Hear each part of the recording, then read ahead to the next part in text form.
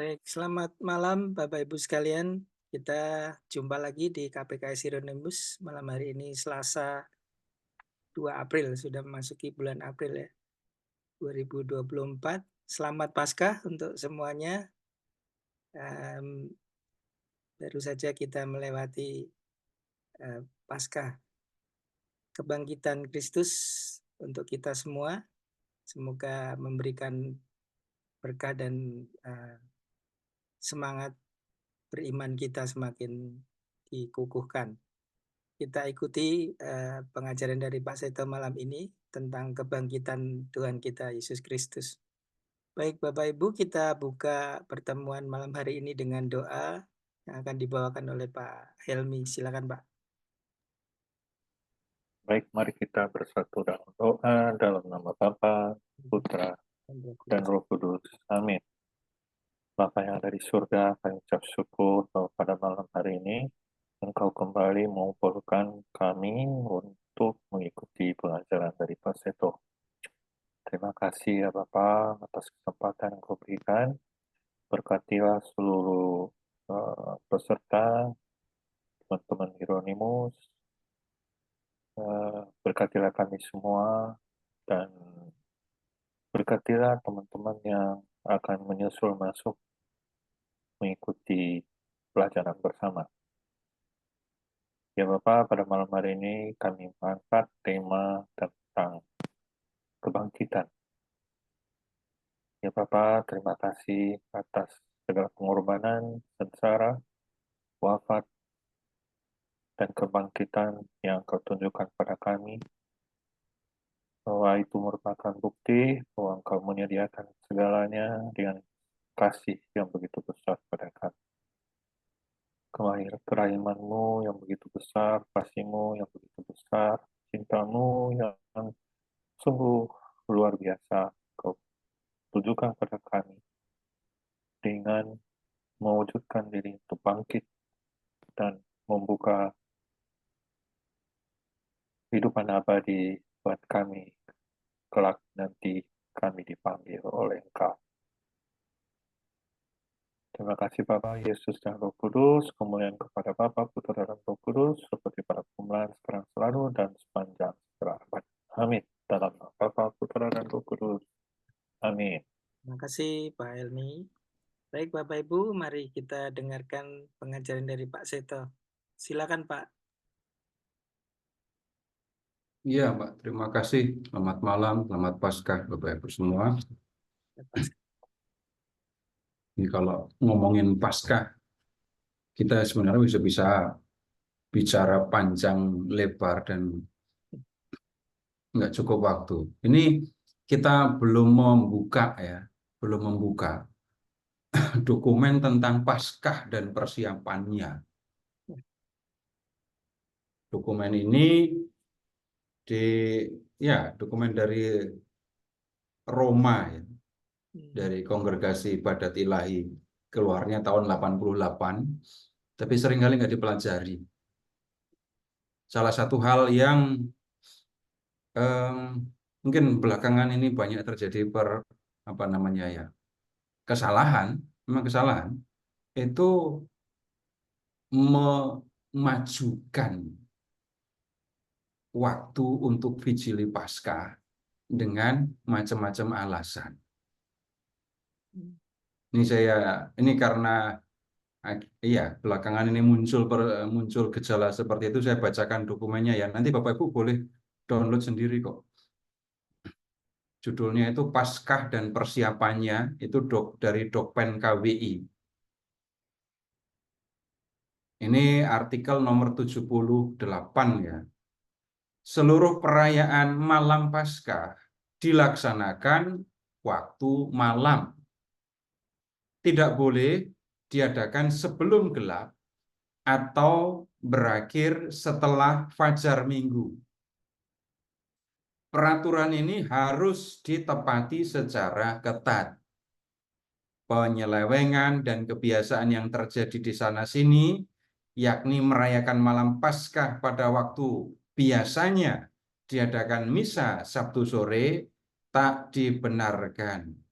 Alasan yang kadang-kadang diajukan untuk memajukan waktu perayaan Malam Paskah, misalnya kerawanan publik tidak diberlakukan di malam kelahiran Tuhan atau bila menyangkut acara macam-macam. Kan ada yang merayakan malam Paskah jam 5 sore kan? Pertimbangannya apa? Nanti ada pertimbangan soal parkir, soal apa nyebutnya ya, kemalaman. Itu pertimbangan yang sama sekali tidak memperhitungkan dokumen atau ketentuan yang berkaitan dengan misa malam Paskah. Dan ini ada ketentuannya. Nanti konsekuensi berikutnya gini, karena misa malam Paskah itu jam 5 sore, belum gelap, efek sampingnya apa? Upacara cahayanya dipindah ke tengah setelah liturgi sabda. Jadi ketentuan waktunya satu dilanggar, mengubah urutan tata liturgi dilanggar juga. Itu dua pelanggaran sekaligus, tapi nggak pernah didiskusikan, seringkali nggak pernah diomongkan.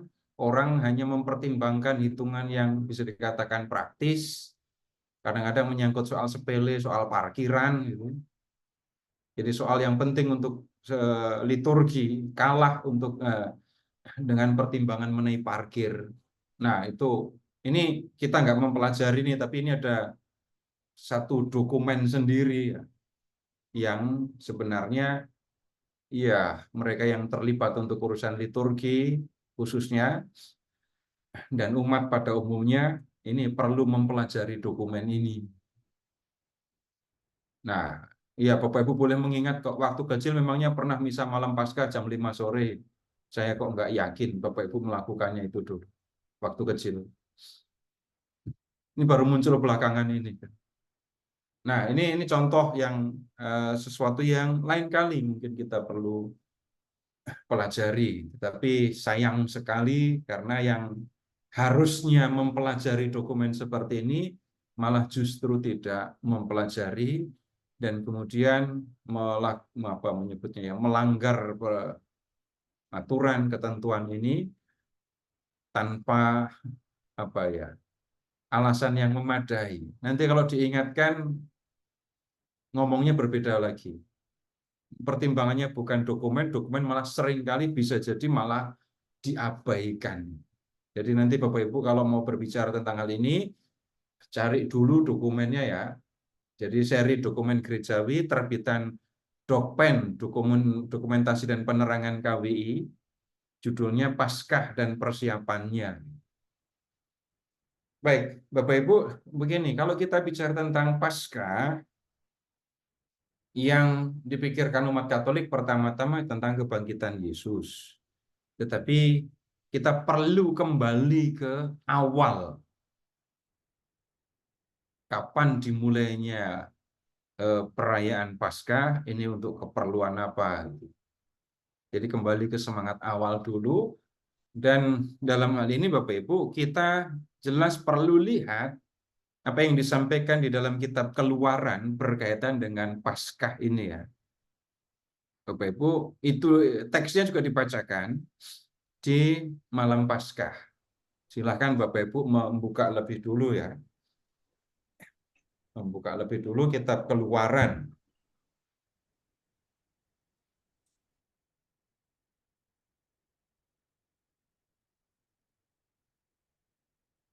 Nah, di Keluaran bab 12 ya.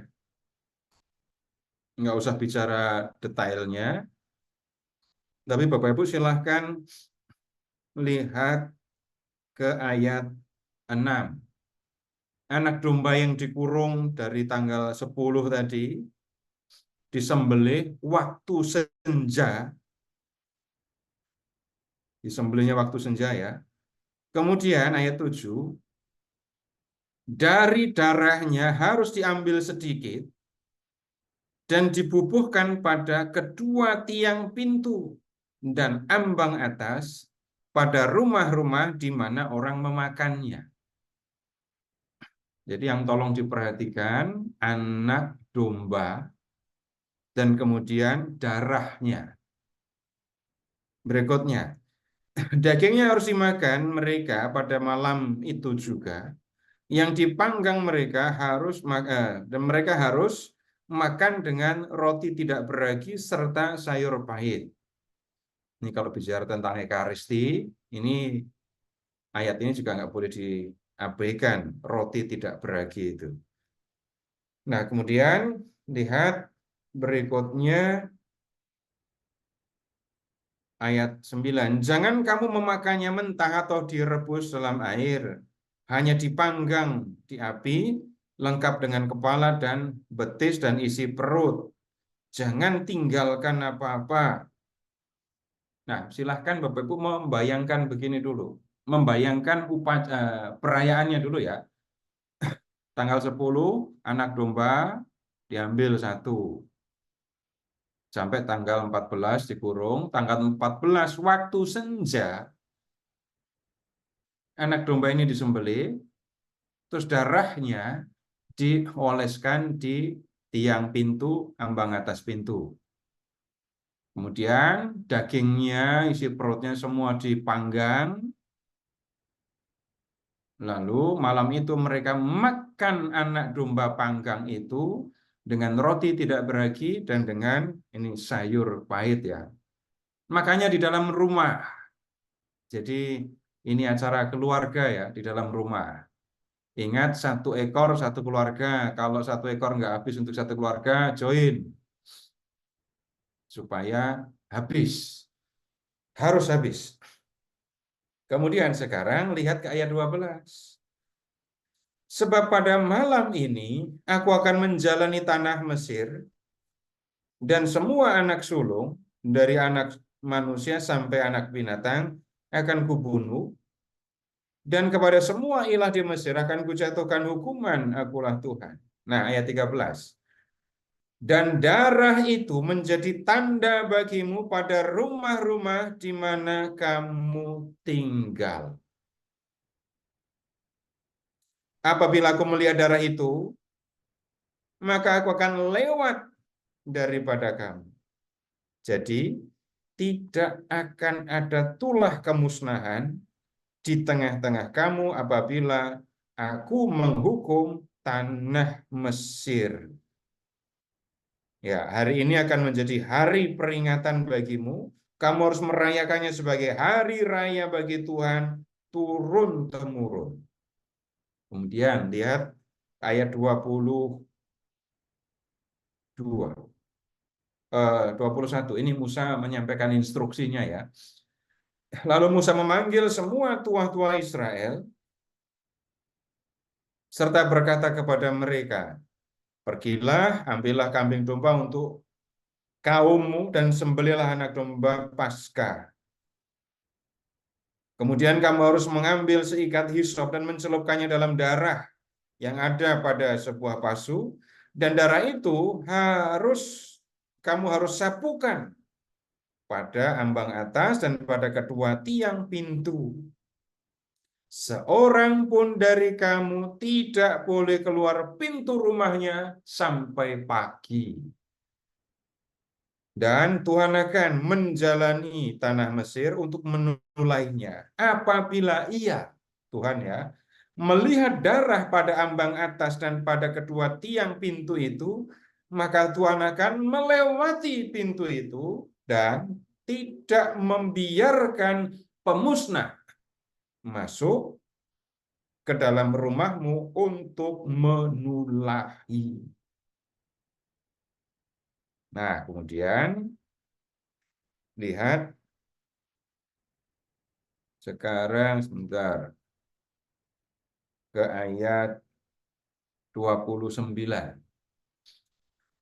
Maka pada tengah malam Tuhan membunuh tiap-tiap anak sulung di tanah Mesir, dari anak sulung Firaun yang duduk di tahtanya sampai kepada anak sulung tawanan yang ada dalam liang tutupan beserta segala anak sulung hewan. Jadi Bapak Ibu, ini yang terjadi pada waktu ini malam Paskah.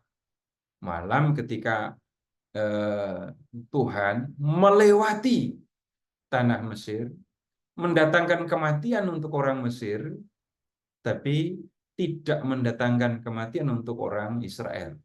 Nah, yang sekarang Bapak Ibu tolong bayangkan lagi. Di tiang, di pintu, di ambang atas pintu rumah orang Israel, di tiang pintunya ada darah anak domba ya. Darahnya darah, dan darah ini adalah darah anak domba. Tuhan lewat, melihat darah di pintu, Tuhan melewatinya. Nah, kalau begitu, pakai pengertian yang sederhana dan bukan mendetail. Adanya darah anak domba itu menyelamatkan orang Israel dari kematian. Ini harus diingat, ini harus diperhatikan. Jadi adanya darah anak domba di tiang pintu itu membuat orang Israel selamat, bebas dari kematian.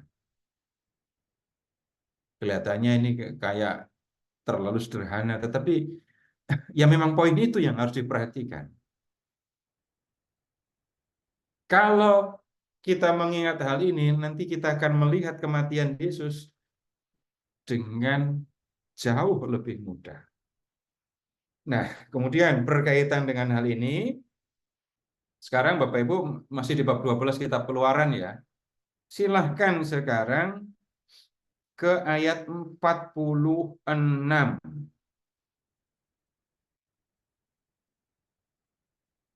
Ayat 46. Paskah itu harus dimakan dalam satu rumah juga.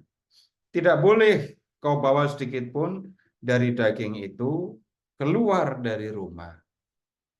Lalu keterangan ini, Bapak Ibu hafal kalimat ini.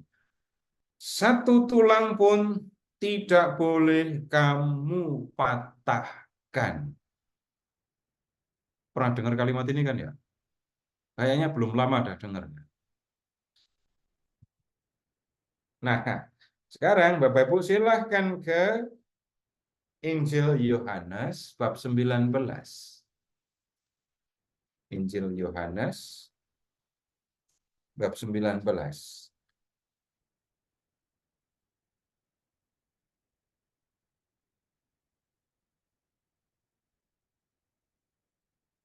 Ayat 36.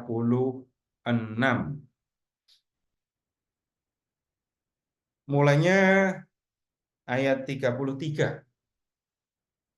Tetapi ketika mereka sampai kepada Yesus dan melihat bahwa ia telah mati, mereka tidak mematahkan kakinya. Mereka tidak mematahkan kakinya, ya. Tetapi seorang dari antara prajurit itu menikam lambungnya dengan tombak dan segera mengalir keluar darah dan air.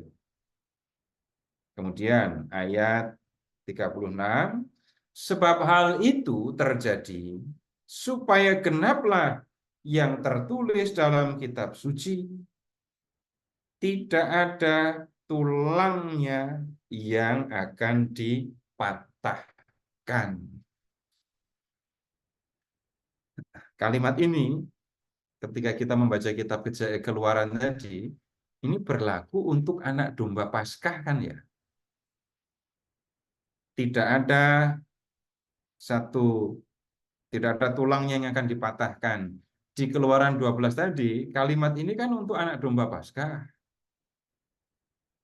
Di Injil Yohanes, kalimat ini dikenakan pada Yesus. Dikenakan pada Yesus. Ya, dua orang lain yang disalibkan bersama dengan Yesus, itu kakinya dipatahkan. Tetapi kaki Yesus tidak dipatahkan. Nah, kemudian Injil Yohanes menerapkan ucapan tentang anak domba Paskah itu kepada Yesus.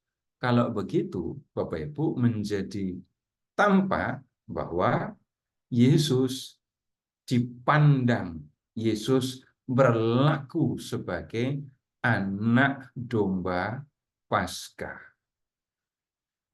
Kemudian sekarang begini, Bapak Ibu, Yesus itu wafatnya jam berapa? Ya, Pak. 3 sore. Jam 3. Kalau jam 3 di sini masih terang benderang. Tapi Bapak Ibu yang pernah tinggal di wilayah subtropis, kemudian musimnya kalau Maret April itu musim semi ya. Nah, itu jam 3 itu masih siang, sudah senja, atau bagaimana?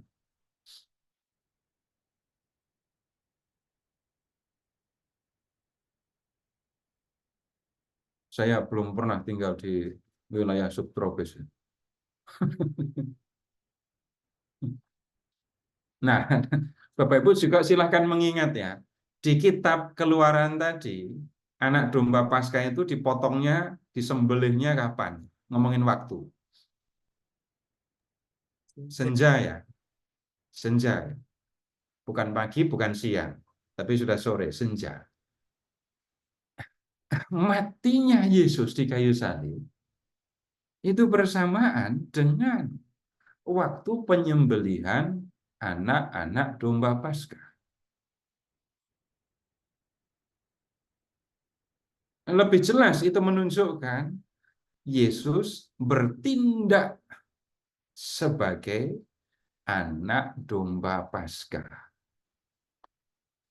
Nah, kemudian lebih lanjut. Sekarang begini, kalau berbicara tentang anak domba Paskah, kemudian harus bicara juga tentang darahnya kan. Nah, Bapak Ibu, ingat lagi yang di kitab Keluaran tadi, darah anak domba Paskah itu menyelamatkan orang Israel dari kematian. Bapak Ibu nggak usah bantah, misalnya yang menunjukkan Yesus itu anak domba Paskah, kok cuma tulang nggak dipatahkan, terus matinya waktu senja. Tapi kan Yesus nggak dipanggang gitu. Nggak usah bantah yang begitu, nggak ketemu. Nggak akan ketemu padanan yang detail seperti itu. Nanti berikutnya akan ditanya, terus yang makan Yesus siapa? Yang nggak ada. Sekali lagi, anak domba dan darah. Lalu perhatikan dampaknya tadi ya. Darah anak domba itu ya membebaskan membebaskan orang Israel dari kematian di malam itu. Lebih halus, darah anak domba itu memberikan kehidupan kepada orang Israel. Sekarang, Bapak Ibu, di Injil Yohanes bab 19 sudah ditunjukkan Yesuslah anak domba Paskah yang sejati, ya, yang kematiannya, yang darahnya itu punya dampak yang menyelamatkan. Nah, kemudian sekarang begini, kalau kita bicara tentang ini Injil Yohanes, kemudian kita perlu mengingat, nggak boleh lupa ya, yang bab 3 ayat 16, yang di malam Paskah juga disebut, diucapkan di waktu nyanyian pujian Paskah, Exultet. Karena begitu besar kasih Allah akan dunia ini, sehingga ia mengaruniakan anaknya yang tunggal, supaya setiap orang yang percaya kepadanya tidak binasa, melainkan beroleh hidup yang kekal. Seperti anak domba Paskah, itu memberikan kehidupan kepada orang Israel, demikian juga Yesus. Dialah anak domba Paskah yang sejati, memberikan kehidupan kepada manusia yang percaya kepadanya. Kalau di kitab Keluaran, ingat ada peringatan, jangan ada yang keluar rumah ya. Selama mereka ada di dalam rumah, mereka akan selamat, nggak akan mati. Nah, kalau di Injil Yohanes, percaya kepada Yesus. Itu yang akan membuat orang menerima ini kehidupan tadi. Nah, kemudian tunggu dulu. Ini Bapak Ibu yang baru pertama kali dengar mungkin ya, mungkin perlu waktu untuk merenungkan, menyerap. Tapi kalau ada yang perlu didiskusikan, Bapak Ibu silahkan disampaikan dulu. Tidak apa-apa. Ini biarpun kita dengar pasio tiap Jumat Agung, tapi kalau nggak belajar, tetap aja nggak ngerti tentang Yesus yang anak domba Paskah ini tadi. Memang disebutkan Yesus anak domba Paskah yang sejati juga muncul di perayaan malam Paskah. Tapi ingat, ini perayaan, merayakan iman, bukan pengajaran iman. Itu loh yang harus diperhatikan. Ada yang perlu disampaikan? Kalau ada, ya silahkan.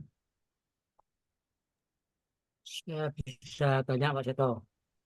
Iya, Pak. Mengenai yang pertama tadi Pak Seto menerangkan tadi bahwa ada penyimpangan dalam urutan misa, dalam misa itu. Kalau setahu saya kan Gereja Katolik itu terkenal dengan hierarkinya.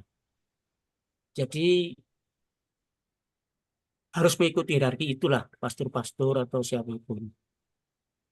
Nah, saya yang heran kok ada yang tidak mengikuti sehingga salah gitu. Itu apa mungkin apa bisa terjadi begitu Pak? Itu Pak. Oh, sudah, kalau apa bisa terjadi, sudah banyak terjadi, Pak. Berarti tidak mengikuti hierarki itu ya? Enggak ngikuti, tetapi dalam pemahaman saya, nomor satu, pada nggak belajar. Kaum awam kita akan berpikir, mereka harusnya ngerti, gitu kan. Iya. Mosok nggak ngerti. Tapi kemudian di sekitar atau di paroki kan juga ada dewan paroki, komisi seksi liturgi. Nah, tanggung jawab nomor satu tetap ada di gembalanya ya. Jadi kemungkinan yang pertama yang saya percaya itu lebih ke yang nomor satu ini ya, nggak belajar, nggak mempelajari. Kemudian setelah itu melihat hanya mempertimbangkan soal-soal yang praktis supaya tidak kemalaman, supaya jarak misa 1 dan misa 2 nggak kejauhan, nggak terlalu dekat, nanti nggak ngerepotin parkirannya. Lalu pertimbangan praktis itu saja yang digunakan. Pertimbangan praktis itu kemudian malah digunakan untuk ngubah waktu, ngubah urutan liturgi tadi. Kalau memang ada yang mempelajari ini dokumen yang tadi saya sebut, dan itu bukan satu-satunya dokumen sebenarnya ya, tapi kemudian dengan sengaja mengabaikannya, nah itu jelas pelanggaran yang serius. Nah, yang menjadi penting itu sebenarnya adalah tetap belajar. Belajar. Karena dokumen ini keluarnya tahun 88, Pak. Keluar tahun 88, tapi orang Katolik boleh ditanya, kan? Tahu nggak dokumen tentang Paskah dan persiapannya? Itu yang mengeluarkan KWI, ya tahun 80, ya 8 sekitar, nggak lama sudah 88 pasti. Dan kalau sampai itu nggak dipelajari, ya konsekuensinya begitu. Oh, di diterbitkannya tahun 2005. Terbitnya tahun 2005. 2005 berarti kan ya sudah 20 tahun. sebentar lagi ya 20 tahun kan. Januari 2005 loh. Dan ini nggak perlu beli, download juga ada. Ini saya bacanya di handphone. Ini yang saya baca sekarang di handphone maksud saya. Jadi download juga bisa. Tapi kalau memang nggak tahu, memang kita harus belajar. Saya akan hanya bisa mengatakan, mau gembalanya, mau dewan paroki, mau ke seksi liturgi, belajar tentang liturgi. Belajar. Dan kemudian setelah belajar, kita akan bisa melakukan tugas itu dengan lebih baik. Dan nggak nyalah-nyalahin aturan. Nah, jadi soalnya begitu. Nomor satu nggak tahu, nomor dua kalau tahu dan mengabaikan, itu yang keterlaluan. Obatnya nggak tahu, itu belajar. Ya, kayak itu. Iya, begitu Pak. Ya, ya, ya. Jadi Seperti kalau di Bogor pernah juga terjadi begitu, Pak. Jadi istri saya itu kursus liturgi di Pratista. Kemudian Bandung, Pak. waktu itu salibnya harus menghadap ke umat. Nah, itu di Bogor menghadap ke Romonya. Itu sempat bersitegang dengan Romo di sini di Bogor. Tapi akhirnya harus ikut juga setelah itu. Tapi bersitegang dulu. Ada banyak yang harus dipelajari. Ya, ya. Jadi tata ruang, tata gerak, hiasan altar, banyak yang harus dipelajari. Dan nggak bisa ngatur ngurus liturgi dengan pikiran kosong, lalu di sana-sini mengandalkan improvisasi. Nggak bisa. Iya, gitu Pak. Terima kasih, Pak. Ya.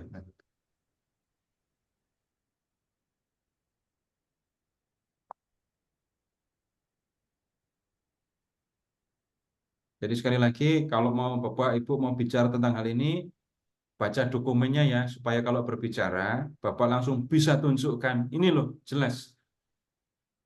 Paskah dan persiapannya, artikel 78.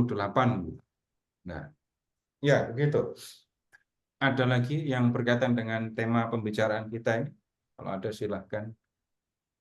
Pak Seto, kalau tadi membaca di Keluaran 12 ini, artinya ini masih umat Israel masih di Mesir ya Pak ya?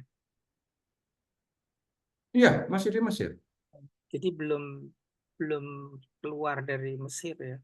Malam itu juga, habis makan mereka pergi. Oh, jadi Paskah sendiri sebenarnya perayaan di sana ya, di Mesir juga melakukan ini semua umat. Jadi malam itu mereka gini aja, malam itu mereka makan Paskah, gitu ya. Oh, atau Bapak buka lagi aja kitab Keluaran tadi, Iya. yang bab 12 tadi ya.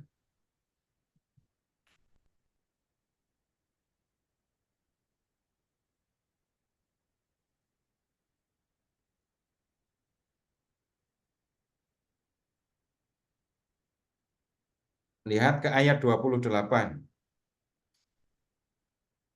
Kan sudah dapat instruksi dari Musa kan? Oh, iya. Lalu ayat 28. Pergilah orang Israel lalu berbuat demikian seperti yang diperintahkan Tuhan kepada Musa dan Harun, demikianlah diperbuat mereka.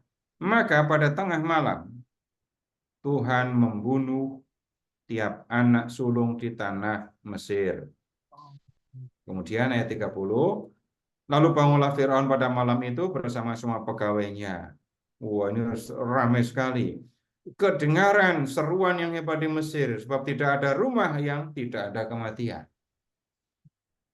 31. Lalu pada malam itu dipanggilnyalah Musa dan Harun, Firaun yang manggil. Katanya, bangunlah, keluarlah dari tengah-tengah bangsaku, baik kamu maupun orang Israel, pergilah beribadahlah kepada Tuhan seperti katamu. bawalah juga kambing dombamu. 33, orang Mesir juga mendesak dengan keras kepada bangsa itu, menyuruh bangsa itu pergi dengan segera dari negeri itu. Sebab kata mereka, nanti kami mati semuanya. Lihat ayat 37. Oh, nanti Bapak Ibu ketemu syair ini loh. Ketemu syair ini. Ayat 35. Orang Israel melakukan juga seperti kata Musa. Mereka meminta dari orang Mesir barang-barang emas dan perak serta kain-kain. Dan Tuhan membuat orang Mesir bermurah hati. Demikianlah mereka merampasi orang Mesir itu. Kalau di nyanyian pujian Paskah ada kata menjarahi. Terus kalimat 37. Kemudian berangkatlah orang Israel dari Ramses ke Sukot kira-kira 600.000 orang laki-laki dan seterusnya. Jadi setelah itu baru pergi, jelaskan ini. Yang urutannya jelas Pak ya? Iya Pak. Ya. Terima kasih Pak.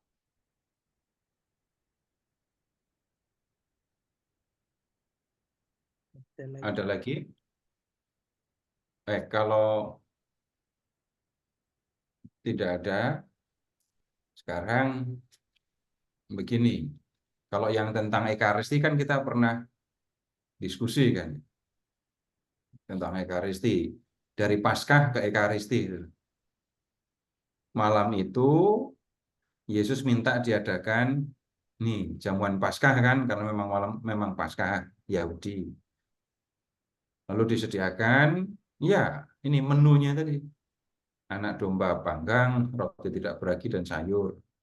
Selesai makan jamuan Paskah, Yesus ngambil roti, ngambil anggur, itu jadi Ekaristi itu. Kita sudah diskusi itu.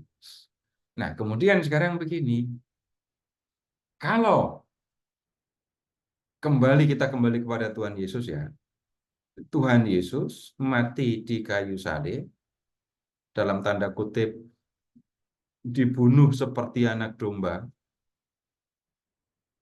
Kemudian kematiannya, darahnya itu membawa keselamatan. Nah, pertanyaannya, kok bisa? Kematiannya kok bisa mendatangkan kehidupan? Kok bisa hal itu terjadi? Nah, kalau kita bicara tentang kehidupan di dalam perjanjian baru, dalam ini ucapan Yesus, kehidupan yang dimaksudkan itu adalah hidup kekal. Kehidupan kekal. Kalau untuk orang Israel di perjanjian lama seringkali artinya adalah hidup di tanah terjanji. Nanti akan ketemu kiasan. Kalau di perjanjian lama pembebasan itu membawa orang Israel hidup di tanah terjanji Kanaan. Di perjanjian baru penyelamatan oleh Kristus, anak domba Paskah yang sejati itu membawa manusia masuk ke tanah air surgawi, alias atau hidup kekal.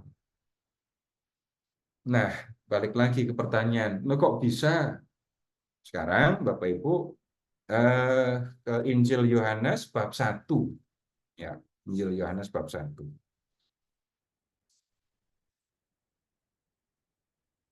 Bapak Ibu cari Yohanes Pembaptis.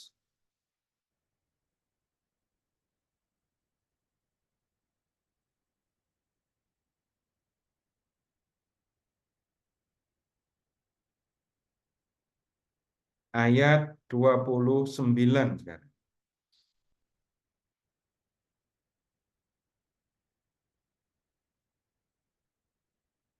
Wah, ini Bapak Ibu hafal ayatnya ini. Nggak mungkin orang Katolik nggak hafal.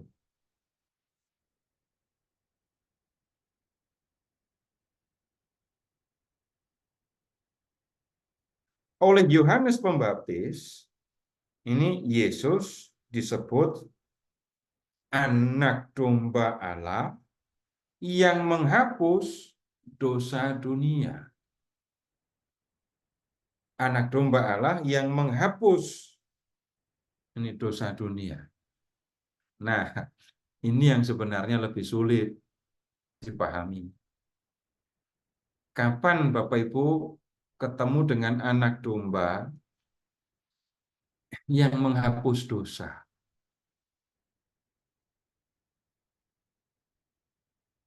Ini kita bicaranya sudah lebih sulit ya. Berarti kan anak domba menghapus dosa. Ini nyari keterangannya kemana gitu loh. Kalau di Paskah tadi, anak domba bukan menghapus dosa kan di anak domba Paskah tadi. Enggak ada penghapusan dosa di situ, tapi memberikan kehidupan, membebaskan orang dari kematian. Iya, itu anak domba Paskah. Tapi anak domba yang menghapus dosa dunia ini keterangan harus dicari kemana? Nah, ada dua teks untuk memahami anak domba yang menghapus dosa ini ya. Yang pertama itu dari kitab Imamat, kalau bicara tentang ini, korban penghapus dosa. Pernah buka atau belum? Silahkan ke kitab Imamat. Cari mulai dari bab 1.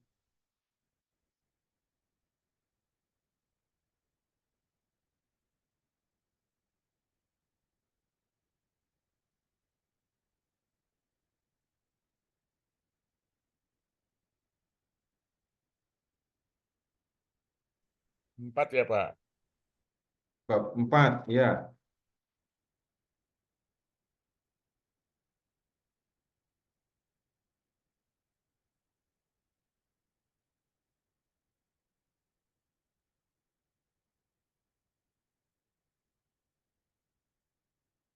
Nah, di situ Bapak Ibu akan ketemu dengan ini korban penghapus dosa ya. Maaf, sebentar.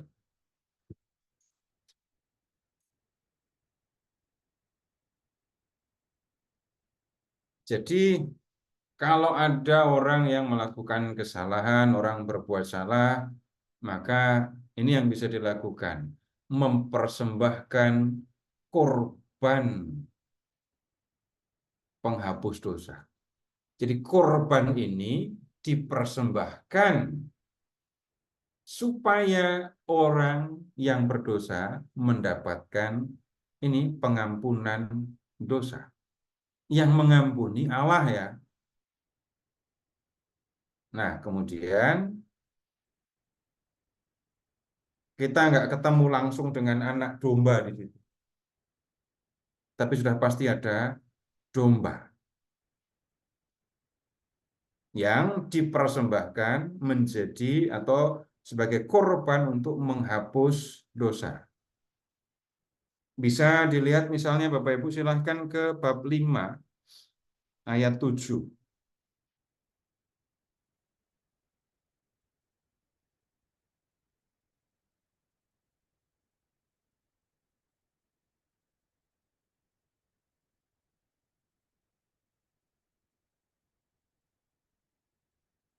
Nah, kemudian berikutnya sekarang masih di kitab Imamat ya. Silahkan ke bab 6.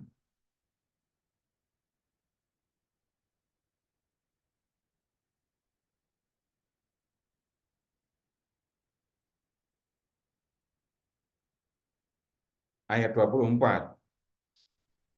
Itu ada korban penghapus dosa juga. Kemudian berikutnya masih ada lagi. Silahkan ke bab 16.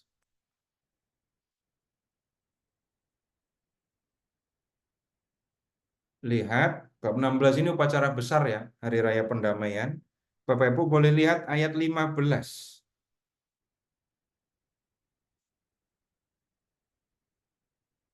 Tentang domba jantan yang akan menjadi korban penghapus dosa.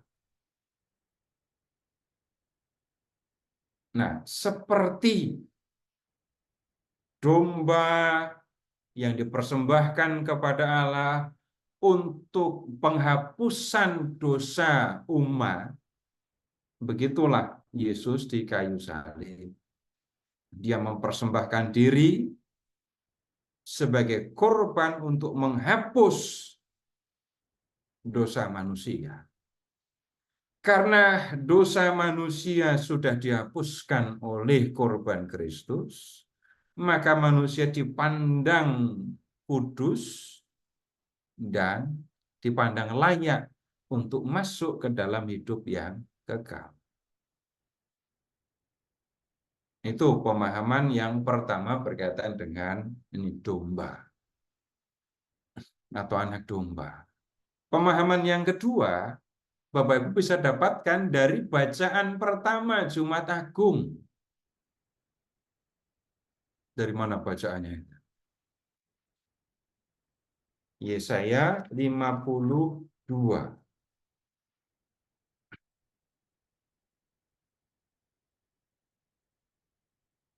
Kita pernah mendiskusikan ini, jadi saya tinggal kutip saja.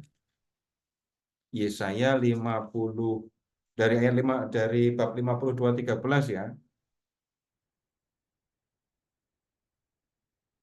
Nah, kemudian di ayat itu, ayat 13, kita akan melihat tentang hamba Tuhan yang tidak bersalah, tidak berdosa, tapi menderita sampai mati, menanggung hukuman yang harusnya ditanggung oleh umat yang berdosa kan ya.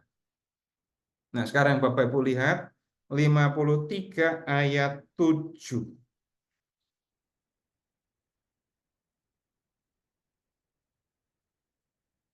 53 ayat 7. Hamba Tuhan yang menderita itu tadi di ayat 7 digambarkan seperti anak domba yang dibawa ke pembantaian. Ya kan? Seperti anak domba yang dibawa ke pembantaian. Jadi kalau Yesus itu disebut anak domba,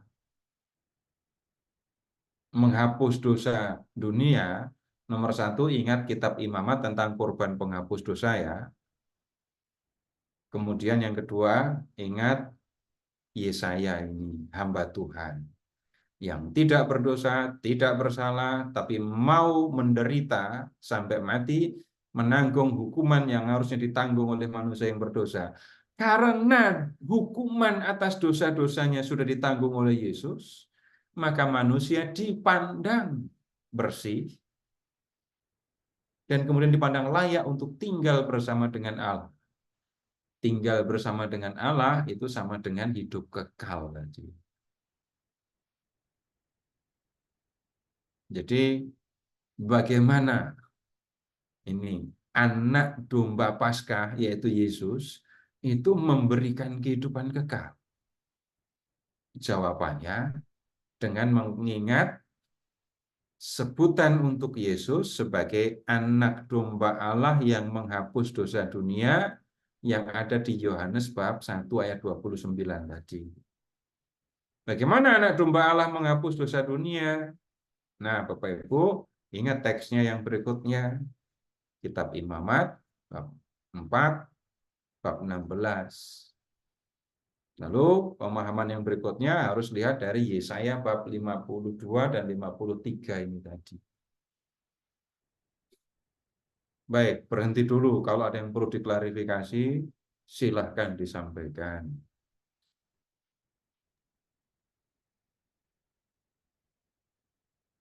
Silakan, Bapak. Nah, itu tadi, ini yang saya bicaranya pelan-pelan dan sedikit-sedikit. harapannya Bapak Ibu juga memperhatikan ayat-ayat bab dan kitab tadi supaya bisa dibaca sendiri. Dah? Beres. Nah, kemudian yang berikutnya. Kalau mau dibersihkan dari dosa dan menerima keselamatan masuk dalam kehidupan kekal, maka yang diperlukan adalah percaya kepada Yesus ya. Percaya itu bagaimana? Terima. Menerima kebenaran bahwa Yesus melakukan ini semua tadi. Nah, yang percaya kepada Yesus itu akan mengalami keselamatan masuk dalam kehidupan kekal. Tapi semua manusia mati. Iya, semua manusia mati. Nggak usah khawatir. Semua manusia mati, tapi kemudian manusia yang percaya kepada Yesus akan mengalami kebangkitan badan, untuk kemudian masuk dalam hidup kekal, hidup bersama dengan Yesus. Nah, sekarang kita bicara tentang kebangkitan Yesus ini. Nah, kita sudah berbicara, kita sudah diskusi tentang ini. Kalau bicara tentang kisah-kisah kebangkitan Yesus, ya, jangan pakai kata yang lebih lugas, jangan membacanya semata-mata sebagai buku sejarah kalau nggak mau bingung. Mengingatnya dua hal. Kisah-kisah tentang kebangkitan Yesus itu menyampaikan dua hal.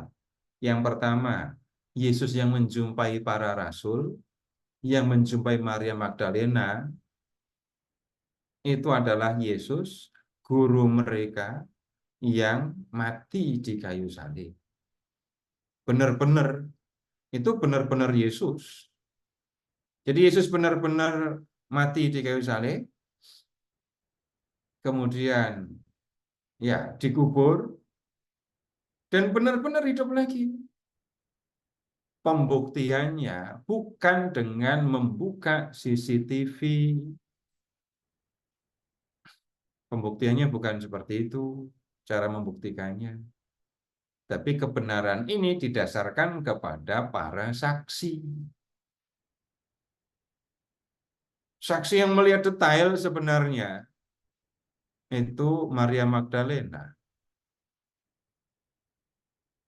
Detail dalam arti dia melihat Yesus yang mati di kayu salib, nungguin Yesus sampai wafat di kayu salib, ikut penguburan, jelas Yesus dikubur, jelas melihat batu penutup kubur ditutup, tapi kemudian dia juga melihat batu penutup kubur sudah terbuka, dan dia ketemu dengan Yesus yang sebelumnya sudah dikubur itu. Kebenaran tentang kebangkitan itu lebih didasarkan pada keterangan saksi. Nah, kemudian kalau di kisah para rasul, kebenaran tentang kebangkitan Yesus itu ditunjukkan dengan mukjizat. Bukan para rasul yang membuat orang lumpuh berjalan, orang mati bisa hidup lagi, tetapi Yesus yang sudah bangkit. Nah, kemudian hal kedua yang disampaikan dalam kisah tentang penampakan Yesus itu adalah keadaan Yesus yang sudah bangkit dari kematian itu berbeda dengan keadaannya waktu dia masih hidup. Dalam hal ini Bapak Ibu, kita perlu mengingat lagi 3 orang yang dibangkitkan oleh Yesus dari kematian.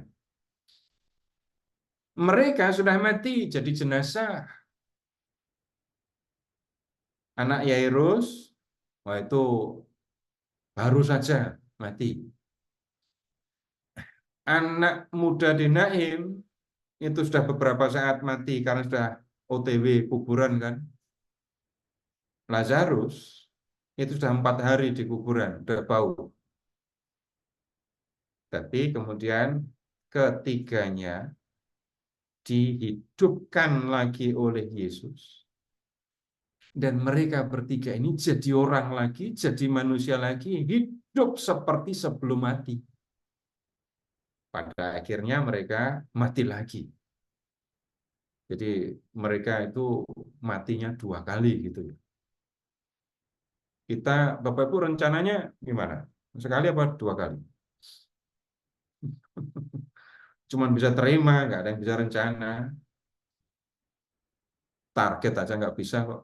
Targetnya mau mencapai umur berapa? Nggak bisa. Orang sakit nggak boleh kecil hati, orang sehat nggak boleh sombong kan.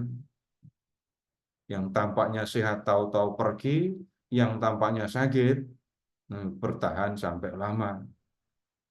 Nah, dalam mukjizat pembangkitan orang mati, ini sebenarnya ada yang mau disampaikan oleh Tuhan Yesus. Tujuan Yesus bukan membangkitkan orang mati. Tujuannya bukan membangkitkan orang mati. Selama Yesus berkarya 3 tahun, ada berapa orang yang mati di Galilea? Harus tanya kemana ini? Ke kecamatan, kabupaten, atau ke Santo Yusufnya itu? Sudah pasti, nggak cuma Banyak. 2 ya. Tentu dalam 3 tahun ada banyak orang yang mati. Di Galilea yang dibangkitkan cuma 2. Di Yudea yang dibangkitkan cuma 1.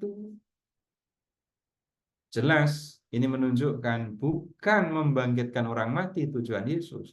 Kalau tujuan Yesus membangkitkan orang mati, udah nggak usah kemana-mana, nggak usah ngajar, udah tungguin aja, ada orang mati pasti nanti dipanggil, dihidupkan, ada orang mati dipanggil, dihidupkan, udah selesai. Itu kalau nyari duit pasti Tuhan Yesus sudah kayak luar biasa itu ya. Berani bayar berapa? Kalau ada anggota keluarga mati dan minta dihidupkan lagi. Mau ginjal aja sudah 1 miliar, apalagi hidup ya. Biaya cangkok kan segitu kan ya, atau lebih malah. Cangkok ginjal itu kan dia sudah mahal sekali. Coba kalau Yesus sampai membuka praktik membangkitkan orang mati. Nah, kemudian apa yang sebenarnya mau ditunjukkan oleh Tuhan Yesus dengan mukjizat itu? Dia punya kuasa untuk memberikan kehidupan. Yesus punya kuasa untuk memberikan kehidupan. Terutama lihat mukjizat Yesus yang membangkitkan Lazarus. Sudah jelas dia adalah mayat yang busuk gitu ya. Mayat yang udah bau. Tapi Yesus bisa membuatnya hidup lagi. Nah, Yesus mau menunjukkan dia yang punya kuasa untuk memberikan kehidupan. Nah, kemudian kalau kematian Yesus sendiri dan kebangkitannya. Kematian itu ya kenyataan yang tidak bisa dihindarkan oleh manusia kan ya. Nggak bisa dihindarkan. Dari zaman dulu orang merindukan hidup lama, hidup abadi. Bapak Ibu ingat cerita-cerita tentang apa itu sumber air awet muda itu? Masih ada nggak? Udah usia lanjut masuk ke dalam air keluar muda. Kemudian Bapak Ibu kalau film-film lama ya, ingat film Highlander itu.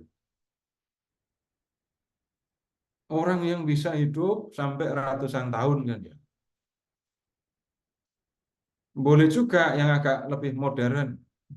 Bapak Ibu ingat film Indiana Jones yang Holy Grail itu. Yang mencari piala Yesus itu. Itu ada veteran perang salib yang dibilang masih hidup gitu. Tapi mati juga. Nggak mati itu ya. Tapi itu kerinduan manusia untuk tidak memperoleh atau hidup lama. Tapi yang mereka pikirkan masih tetap sama. hidup lama tetapi di dunia. Oh, yang lebih baru lagi yang Wolverine itu ya. Yang muda terus gitu ya. Nah, pengennya hidup lama tapi di dunia. Enggak semua orang bisa katanya gitu ya.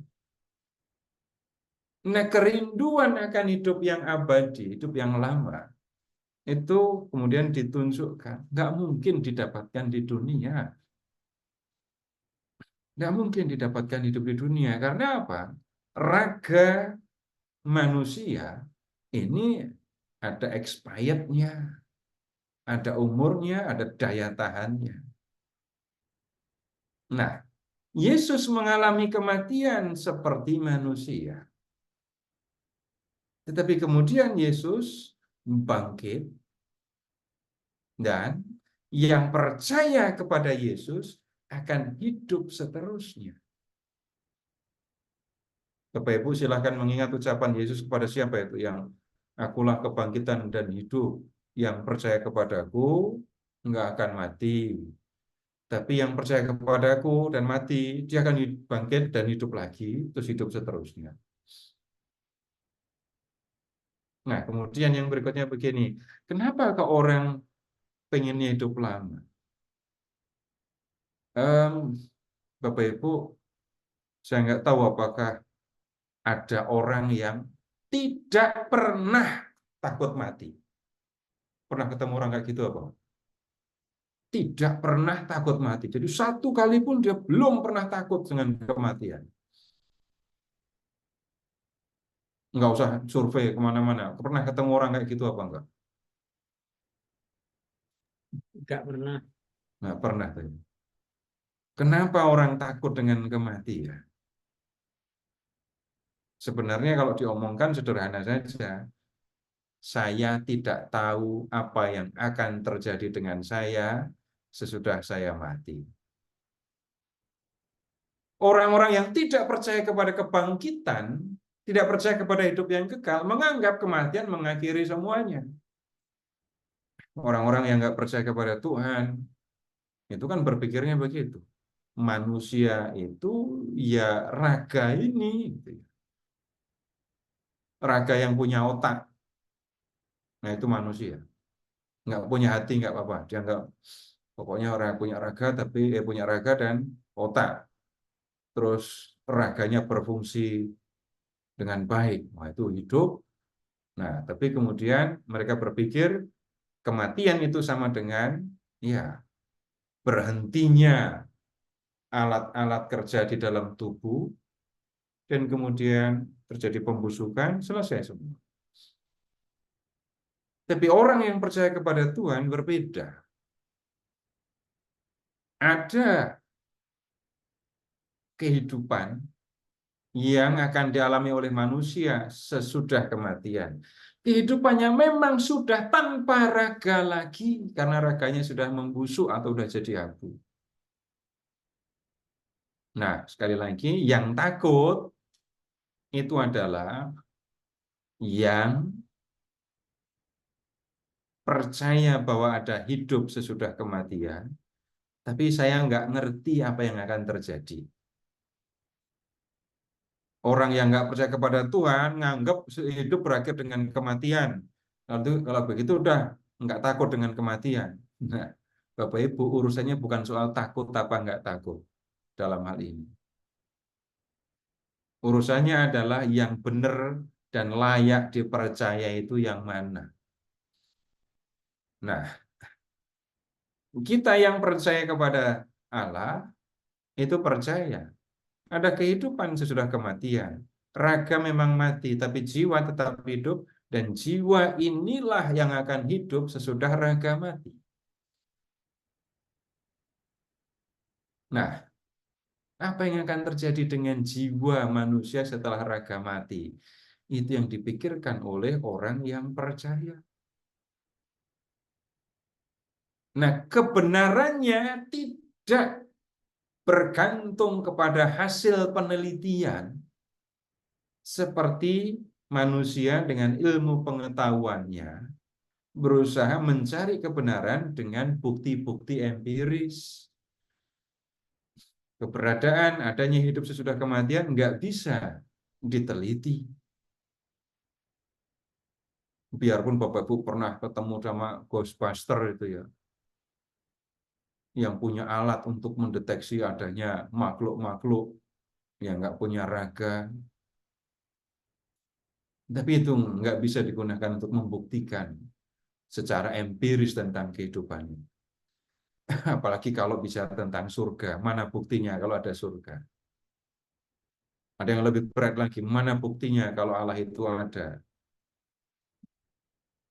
Kalau saya yang jadi Allah, memang siapa kamu? Ciptaan minta supaya penciptanya membuktikan keberadaannya. Ada yang aneh di situ.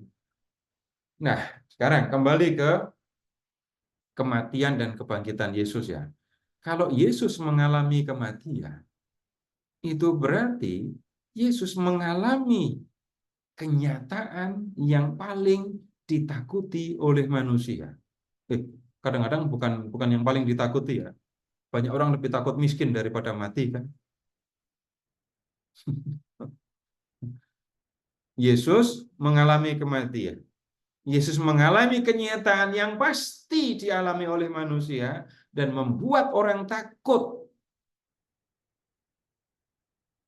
Yesus mengalami itu. Tapi kemudian Yesus bangkit. Nah, dalam kebangkitannya ini, Yesus mau menunjukkan bahwa dia mengalahkan kematian. Mengalahkan kematian. Kematian tidak berkuasa atas diri Yesus. Yesus tidak bisa dikungkung, dibelenggu dengan ini kematian. Memang dia mengalami kematian, tapi kemudian dia bangkit. Nah, kebangkitannya inilah yang menunjukkan bahwa dia tidak dikalahkan, dan sebaliknya justru mengalahkan kematian. Dan Bapak Ibu, inilah yang juga dipuji di malam Paskah kan. Begini, kalau lilin Paskah itu diganti dengan lilin elektrik itu boleh apa enggak? Saya nggak pernah bicara pakai kata boleh apa enggak, tapi ini pertanyaan yang aneh aja. Lilin Paskah diganti dengan lilin elektrik.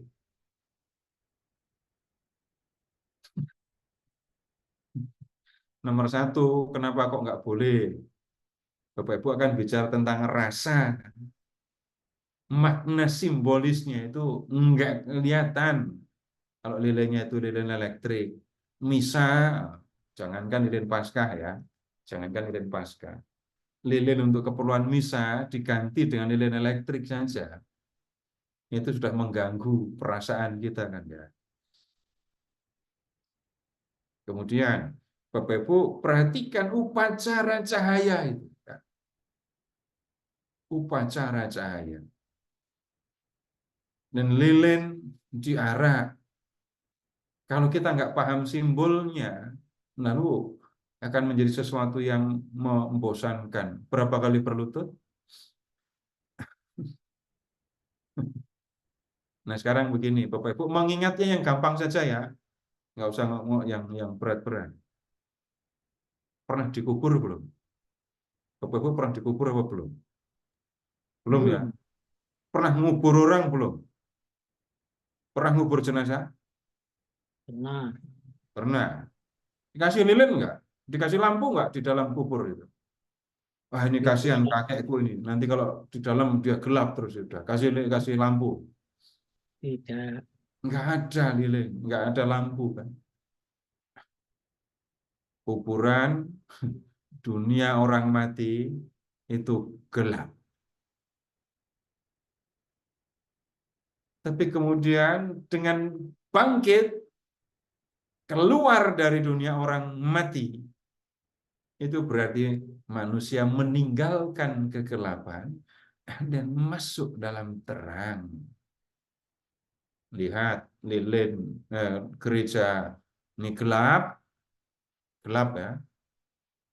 dan kemudian lilin dinyalakan, semua memperhatikan nyala lilin itu.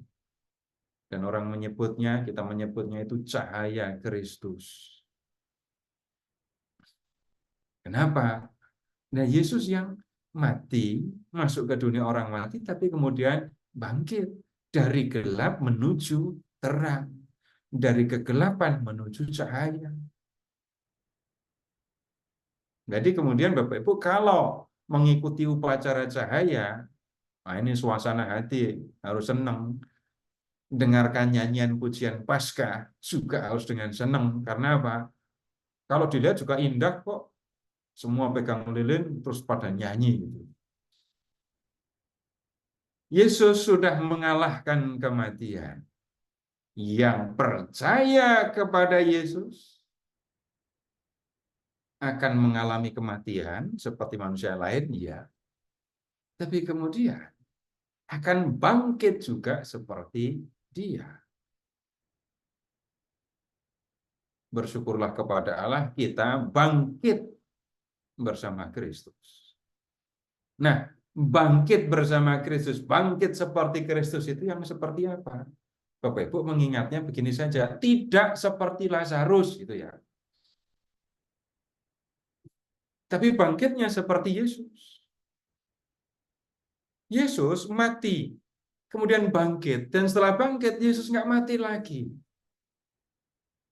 Keadaannya sesudah kematian juga berbeda dengan keadaannya sebelum mati. Ingat tentang tubuh mulia itu. Keadaan Yesus yang bangkit beda dengan keadaannya sebelum mati. Tidak terikat tempat, tidak terikat kepada waktu, tidak terikat kepada hal-hal yang sifatnya material. Nah, itu keadaan orang yang bangkit bersama Kristus, keadaan orang yang bangkit seperti Kristus.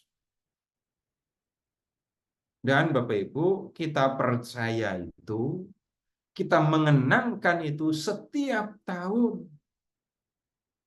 Kenapa nggak cukup sekali? Kenapa harus tiap tahun? Kenapa ulang tahun itu tiap tahun?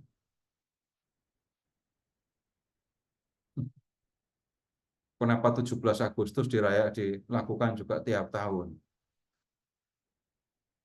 Bapak Ibu, begini, dalam kehidupan yang kita alami, tolong Bapak Ibu mengingat pengulangan-pengulangan yang Bapak Ibu, yang kita semua lakukan. Apa? Ada banyak sekali ya, terlalu banyak mungkin untuk diingat pengulangan-pengulangan itu. Yang nggak akan dilupakan itu pasti bayar pajak itu ya, itu tahunan, tiap tahun itu ya.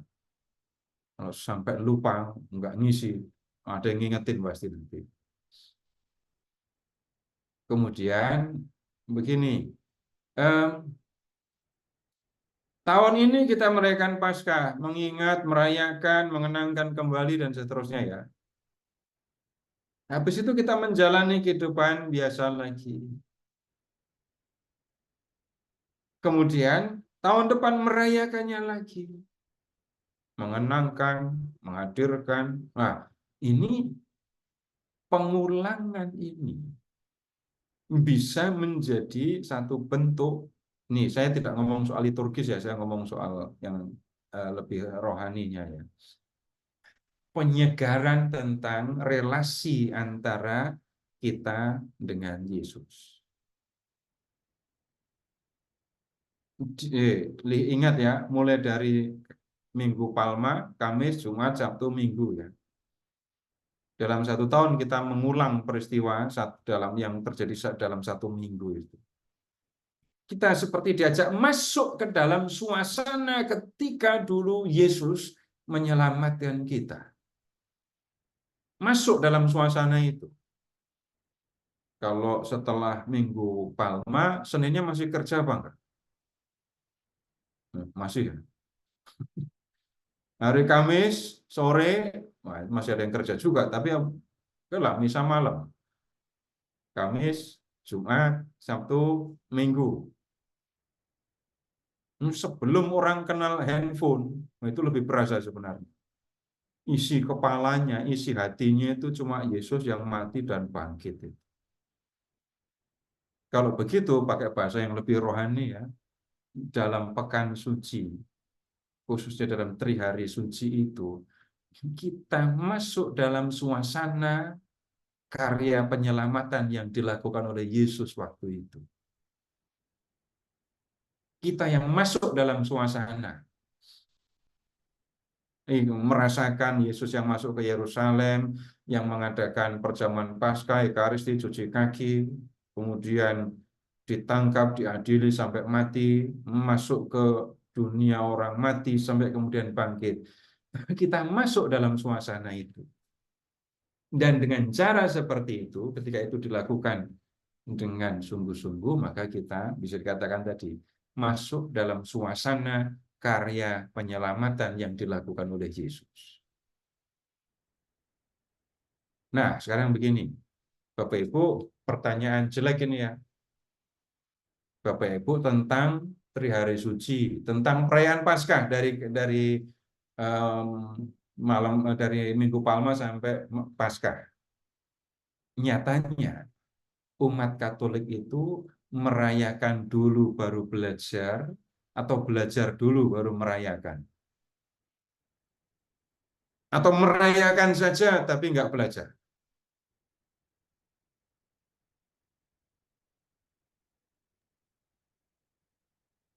Bisa semua,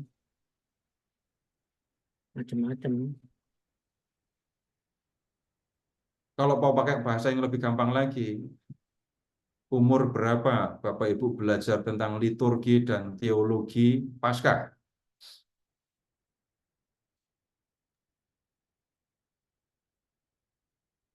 Umur berapa? 50 tahun. Berapa, Pak? 50. Tuh, berarti kan merayakan dulu kan ya? Betul. Saya tidak menyalahkan loh ini. Tidak menyalahkan, tidak menghina, tidak mengejek. Nah, yang di dalam gereja Katolik memang ada tahap yang perlu dilewati.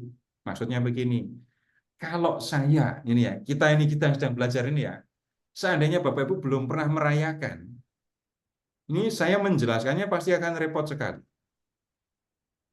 Tapi karena kita sudah biasa merayakan, hafal lagu-lagunya, diskusi kita lebih gampang.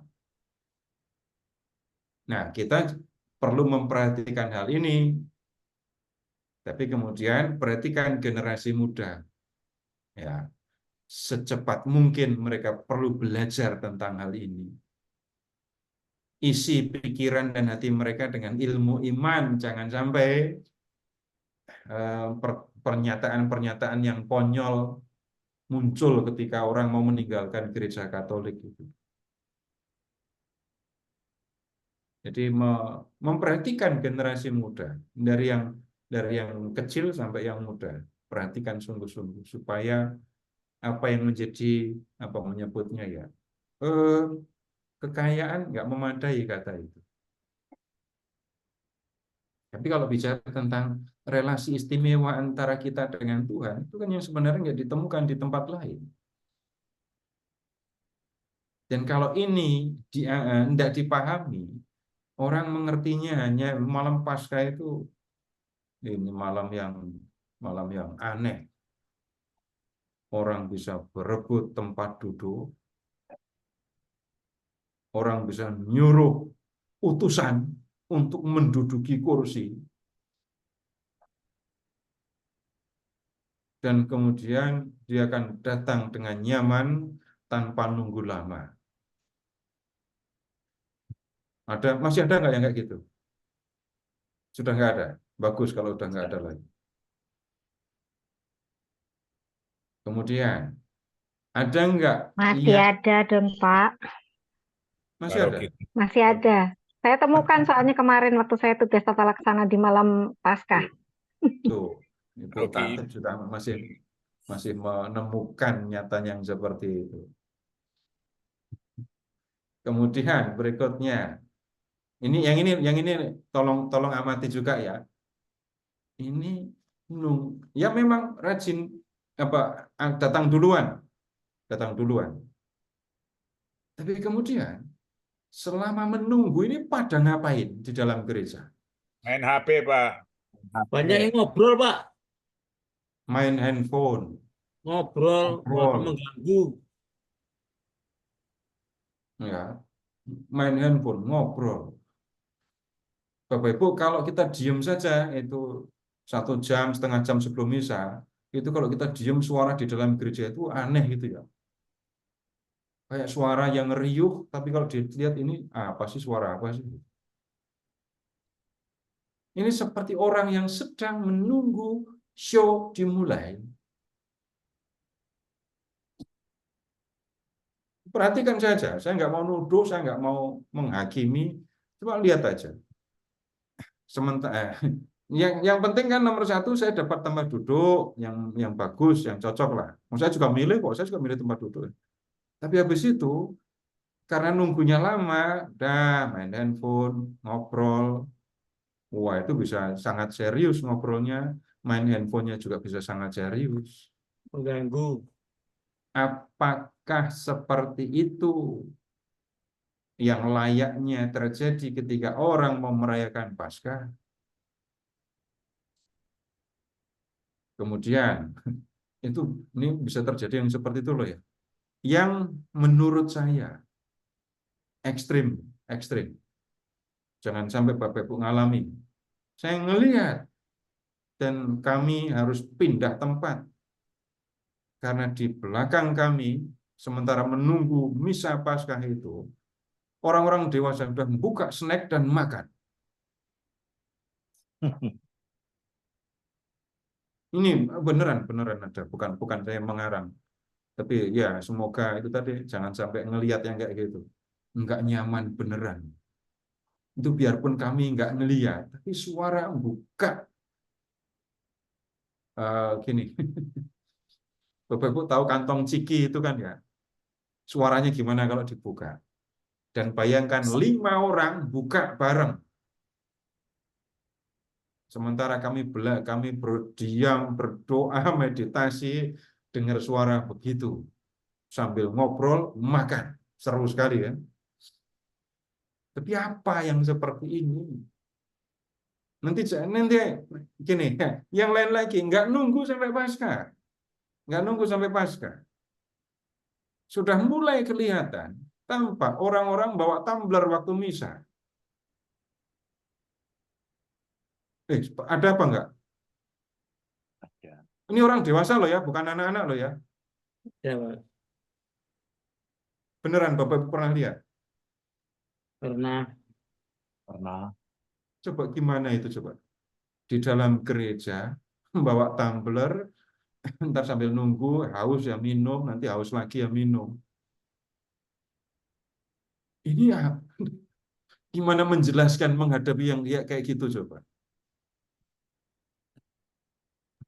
Tapi romonya Ini juga bisa. minum, Pak. Kenapa? Romonya juga minum. Romo Leo itu bawa aqua. Mungkin sakit ya. Saya tidak tahu lagi, tambah lagi itu. Kalau orang sakit, kelak dimaklumi ya. Tapi kemudian kalau itu lalu dicontoh oleh umat dan umat ini selama misa pada minum, nanti kita akan melihat, ya ini ngomongnya gimana coba kalau ketemu yang seperti itu. Ya sudah mulai ada, dulu nggak ada, sekarang kan muncul hal-hal yang aneh-aneh yang seperti itu. Tempat juga. Itu panti imam, tabernakel, itu tempat yang bagus untuk foto. Banyak yang menggunakan seperti itu kan. Dan Bapak Ibu yang punya kewenangan untuk memperhatikan itu, tolong perhatikan itu. Kalau enggak, ini tempat kita berdoa. Gereja itu bukan sekedar tempat berdoa kan ya. Tapi tempat yang dikuduskan, dikhususkan untuk Tuhan. Nah Bapak Ibu, ini tadi kita berbicara dari pemahaman tentang Paskah, sampai kemudian konsekuensi praktis di dalam Ini praktek di dalam ibadah, di dalam Ekaristi. Baik, Bapak Ibu, sampai di sini apakah ada yang perlu disampaikan? Kalau ada, silakan. Pak Seto, Iya, Pak. apakah Vigili Pasca itu masuk dalam hari suci?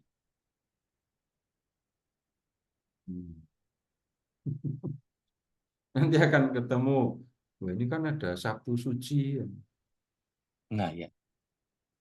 Tapi kemudian begini, hari suci itu istilahnya sebenarnya datang dari mana sih? Jadi trinya itu datangnya dari mana?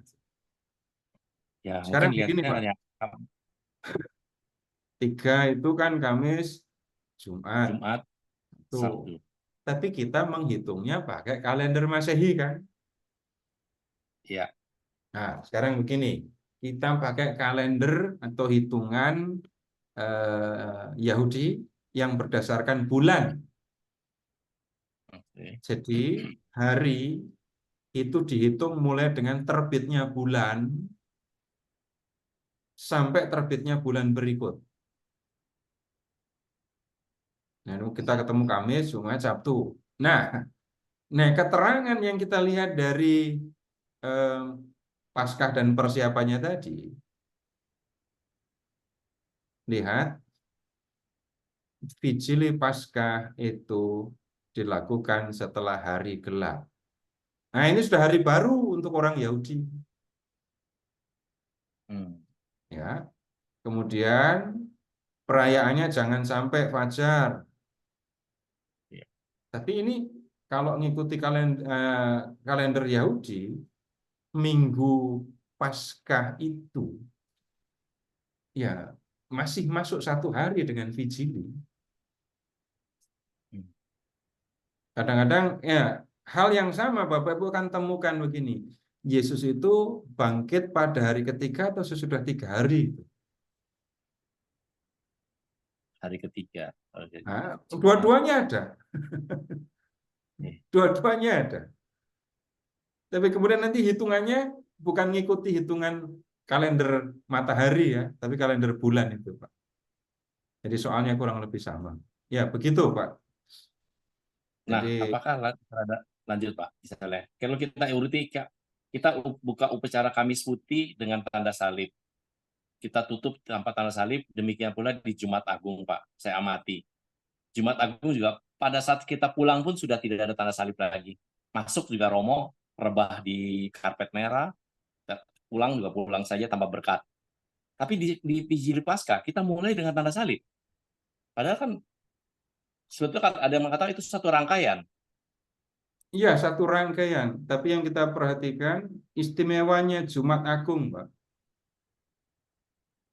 Keistimewaan Jumat Agung. Apa itu? Kita mengenang kematian. Ibadat. Yes. Ya, ibadah. Kematian di salib itu. Jadi ibaratnya begini, Pak. Waktu misa biasa sampai Paskah itu salib kita cuma kecil-kecil gitu ya. Tapi Jumat Agung itu salib itu gede beneran karena salib Yesus sendiri gitu. Jadi fokus di Jumat Agung itu memang sudah di salib. Nah, begitu saja memahaminya. Bukan sesuatu yang apa ya, yang rumit, yang berat gitu, enggak. Jadi kita ditandai dengan salib Yesus sendiri. Nah, pakai kalimat itu juga bisa. Istimewanya masing-masing, Pak. Jadi nanti kita sudah mempelajari itu ya. Kamis, Jumat, Vigili, lalu Minggu Paskah itu istimewanya masing-masing apa? Ada semua. Jadi kalau yang hari Jumat istimewanya adalah tentang salib. Dan kemudian lebih istimewa lagi hanya di dalam gereja Katolik itu kita mengenangkan peristiwa kematian di kayu salib itu. Begitu, Pak. Oke, terima kasih Pak. Ya. Ada lagi? Sudah? Baik, kalau sudah nggak ada, ya kita selesai malam hari ini. Terima kasih. Selamat malam. Baik. Terima kasih Pak Seto. Terima kasih Pak Seto. Dari pembahasan kita dari Minggu Palma hingga Terima kasih Pak Seto. Paskah Ya. dan Kristus sendiri, anak domba Paskah yang dikorbankan untuk penebusan dosa manusia. Terima kasih banyak Pak Seto. Kita sudah dikuatkan ya iman kita dari pengajaran Pak Seto ini. Bapak Ibu sekalian, semoga semakin memahami arti Paskah yang kita setiap tahun kita rayakan. Baik dari tadi kalau kita bilang Trihari Suci, mungkin ada juga istilah Holy Week ya, Minggu Suci dari Minggu Palma hingga Paskah juga. Baik Bapak Ibu, kita tutup pertemuan malam hari ini dengan doa. Silakan Pak Roy, mungkin bisa bantu Pak Roy. Baik Pak Narto, mari Bapak Ibu kita tutup pertemuan, kita satukan hati dalam nama Bapa dan Putra dan Roh Kudus. Amin. Allah Bapa yang Maha Kasih, puji syukur kami haturkan Bapa. Kembali Selasa malam ini kami diteguhkan, dikuatkan berkat bimbingan Pak Seto melalui pembahasan kitab suci dan pesan-pesan yang ada dalam liturgi Gereja Katolik. Kami mohon berkatilah Pak Seto, berkatilah kami. Jadikanlah kami Bapa anak-anak-Mu yang siap untuk bukan hanya mengenang tetapi merayakan, menghadirkan kembali peristiwa salib dan kebangkitan Kristus menjadi kekuatan iman kami, agar kami siap untuk diutus menjadi saksi kasih-Mu di tengah keluarga dan sesama. Semua kami serahkan dalam tangan-Mu dengan percaya, apapun dalam kehidupan kami selalu berjalan sesuai dengan kehendak-Mu. Semua doa, ucapan syukur dan permohonan ini kami haturkan dalam nama Yesus Kristus Putra-Mu yang tunggal Tuhan kami, yang bersatu dengan Dikau dalam persekutuan Roh Kudus, hidup dan berkuasa Allah sepanjang segala masa. Amin. Dalam nama Bapa dan Putra dan Roh Kudus. Amin. Terima kasih Pak Roy. Terima kasih Terima Pak. kasih. Selamat malam. Terima kasih Pak Seto.